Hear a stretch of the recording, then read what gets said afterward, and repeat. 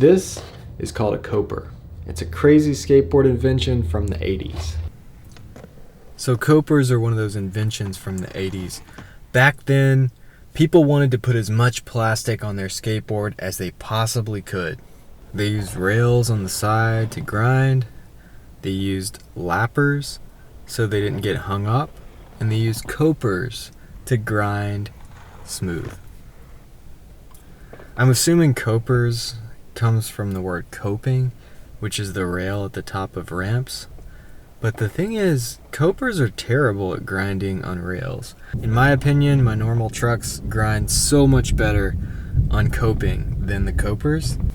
The only thing the copers really do is they don't make any noise when they're grinding on coping or on anything. They're very quiet. Hard plastic is really slippery, and it definitely helps when you're grinding on concrete.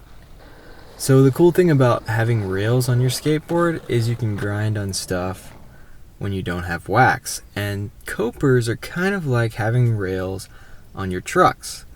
So you can actually do 50/50s on street ledges that aren't waxed.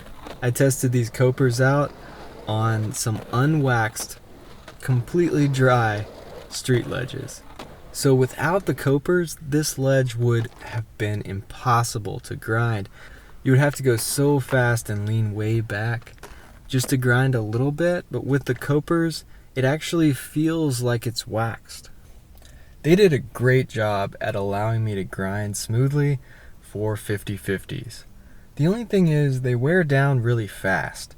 So after one session, or definitely after a few sessions, you're gonna grind these copers down, and once you grind them flat on the bottom from doing a lot of 50/50s, it makes it really hard to lock into any other grind.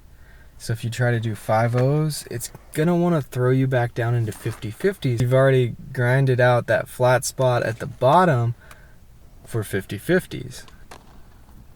I found them very hard to do nose grinds or crooked grinds or anything like that. I felt like they wanted to fall back into 50/50s because that's what I started out doing, and once I did a few 50/50s, I grinded them flat on the bottom, so it had that notch where it could lock in for 50/50s, but any other trick didn't feel right after that. For me personally, they didn't last very long. If you're a smaller kid, they might last a long time, or if you're just skating ramps, they would probably last for a very long time. But if you're skating rough street ledges without any wax on them, they're gonna wear out really fast. You might get 2 or 3 sessions skating street ledges. They're only about $10, so they might be worth it. If you want to film a trick on a rough street ledge, and you're having a hard time grinding it, especially if you want to do a 50/50 on that ledge, I definitely think they're worth it. Trucks with hard plastic copers definitely grind better and smoother on rough street ledges than trucks without copers. I can definitely tell a difference between having the copers on and having them off. You grind a lot smoother and a lot longer with the copers on. It's like having wax on the ledge. The copers I'm skating in this video are made by Creature. It's a really cool company. I would definitely check these out if you are interested in street skating. I skated these until they broke in half, and they actually lasted a really long time for me.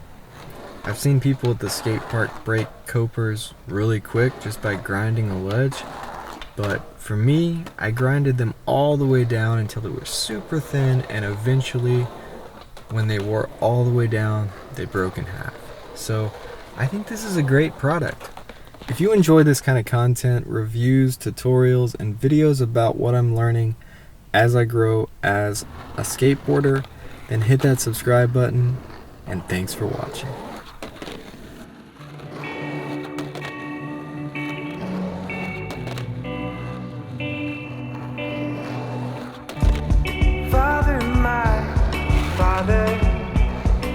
I'm scared, burning my bridges in every direction. I'm